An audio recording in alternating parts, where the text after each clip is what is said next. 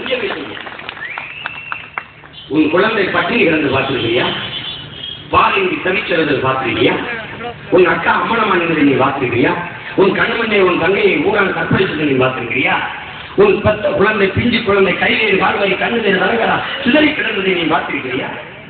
பார்த்திருக்கிறியா? உன் கண்முன்னே உன் அண்ணனுடைய ஆண்களுக்கு அழைத்து வீசுவதை நீ பார்த்திருக்கிறியா? உன் அக்கா தங்கையை மாறுபடுத்துவதை நீ பார்த்திருக்கிறியா? உலகத்தில் இந்த கொடுமையை எந்த ஒரு மனிதனாவது தன் மனிதனுக்கு செய்வதை நீ சகித்துக் கொண்டிருக்கியா?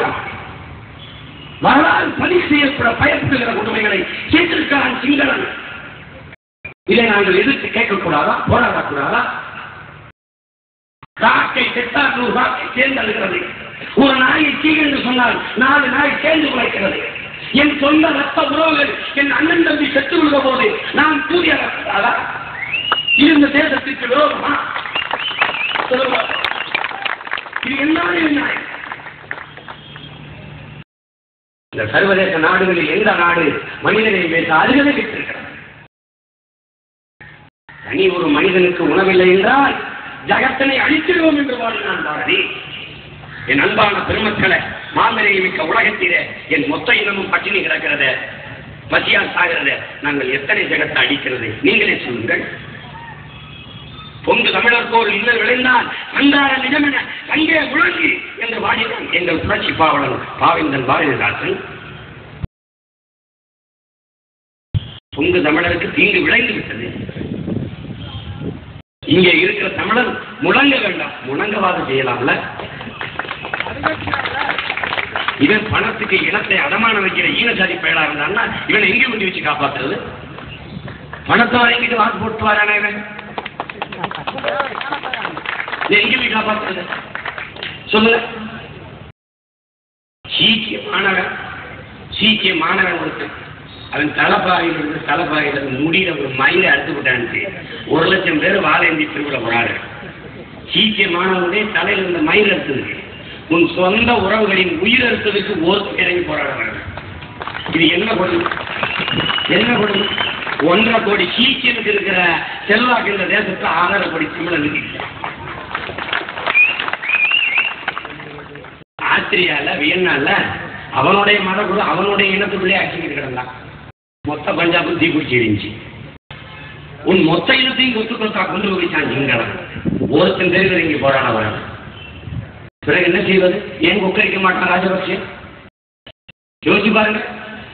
ஒரு பொண்ணை பக்கத்து ஊர்ல கட்டி கொடுக்குறோம். இந்த பொண்ணை வாழாம ஒருத்தன் அடிச்சான்னா என்ன நினைப்பான்? அந்த பொண்ணு ஊர்ல 1000-2000 குடும்பம் இருக்குது. 50 பேர் வண்டியை கட்டிக்கிட்டு வேலைக்கு விட்டால் நம்ம வந்து வெற்றி அடிச்சுவாங்கன்னு பயப்படுவான் பக்கத்து ஊருக்காரன்.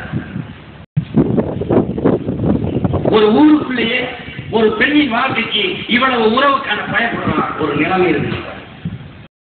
6.5 கோடி தமிழ் சொந்தங்கள் கூப்பிடு தூரத்தில் இருந்து மன்னார் இருந்து கூப்பிட்டா அண்ணான்னு கேட்பான். அவ்வளவு கிட்டத்தில் இருக்கிற ஒரு 1/2 மணி நேர பயணத்தில் இருக்கிற ஒரு ரத்த சொந்தங்கள் மொத்த பேரையும் அடித்து முடிச்சான்.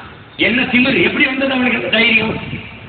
அங்கே அடித்தால் இங்கே இந்தியாவுக்குள் இருக்கிற 6.5 கோடி தமிழர்கள் விருது எழுவான், கொதித்து எழுவான். இந்த நாடு பற்றி எரிகின்ற பயம் அவனுக்கு ஏன் இல்லாது போனது? ஏன் இல்லாது போனது? அவனுக்கு தெரியும் தமிழன் தமிழனாக இல்லை, அதனால் பிரச்சனை இல்லை. தமிழன் எங்க இருக்கிறான்? சாத்துக்குள் இருக்கிறான். தமிழன் எங்க இருக்கிறான்? மதத்துக்குள் இருக்கிறான். தமிழன் எங்க இருக்கிறான்? கட்சிக்கு உள்ளே இருக்கிறான். தன் சாலை மீது அடிவிடாதவரை எந்த சாதி தமிழனுக்கு வலிப்பதில்லை. தன் மதத்தின் மீது காயப்படாதவரை எந்த மதத்தமிழனுக்கும் உரைப்பதில்லை. தன் கட்சியின் தலைமை சொல்லாதவரை எந்த தமிழனும் இறங்கி போராடுவதை இல்லை.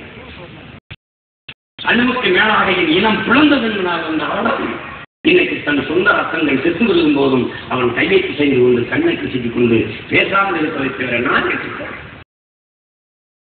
வா, சாதி கடந்து வா, மதம் கடந்து வா, கட்சி கடந்து வா. தமிழன் என்ற ஒற்றை குடையில் குறைந்தும் பரவி இருக்கிற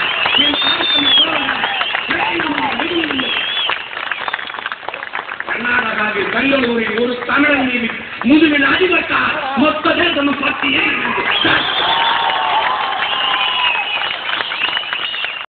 இங்கே இருக்கிற தமிழனை தொட்டால் இந்திய தேசிய ராணுவம் வந்து பாதுகாக்கும் என்ற நிலையில் தான் இந்திய தேசியம் இந்த மண்ணில் வாழும்.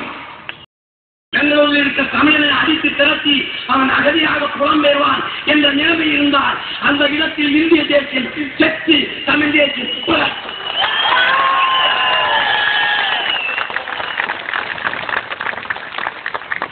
தமிழன் ஈழத்தில் இருந்தால் என்ன, இஸ்ரேலில் இருந்தால் என்ன, இந்தோனேஷியாவில் இருந்தால் இங்கிலாந்தில் இருந்தால் தமிழன் தமிழன். ஒரு தமிழன் ஒரு துரும்பு ஒட்டாலும் துடிச்சு எழுவாங்க. காஷ்மீர்ல இருக்கிற தமிழன் மீது தொட்டால் கன்னியாகுமரியில தீ பிடிக்குங்கிற நிலை உருவாகாதவரை உனக்கு பாதுகாப்பு,